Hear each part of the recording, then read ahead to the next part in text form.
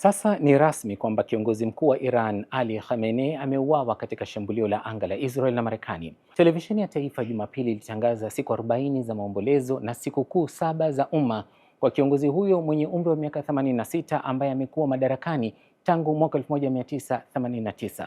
Washirika wakuu wa kiongozi mkuu Ali Khamenei pia waliuawa katika shambulio hilo, akiwemo bintiye, mume wa binti yake na mjukuu wake, pamoja na wanachama wa karibu wa utawala wake. Wakati huo huo, walinzi wa mapinduzi ya Iran waliapa kuwaadhibu wauaji wa Khamenei, lakini Khamenei hakuwa tu kiongozi wa nchi. Alikuwa na usemi wa mwisho juu ya jeshi, mahakama, sera za kigeni na mwongozo wa urutubishaji madini ya uranium kwa maslahi ya taifa.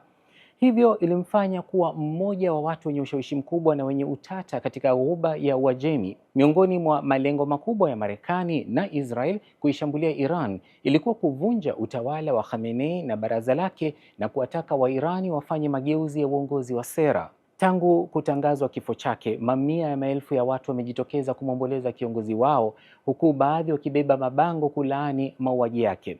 Wataalamu wa masuala ya Iran wameelezea kuwa uongozi wa Iran tayari umeweka mfumo wa dharura wa mapokezi ya nafasi za juu za uongozi kwa ajili ya tukio kama hili.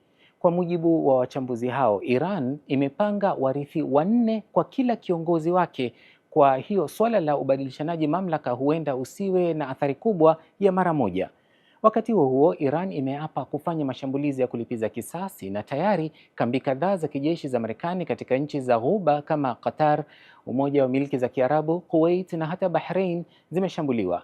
Waziri wa mambo ya nje ya Uturuki Hakan Fidan amekuwa akifanya mazungumzo ya dharura na wenzake kutoka nchi zilizoathirika, akiwemo waziri wa mambo ya nje wa Iran Abbas Araghchi, na amezitaka pande zote, ikiwa ni pamoja na Marekani na Israel, kusitisha mara moja uhasama.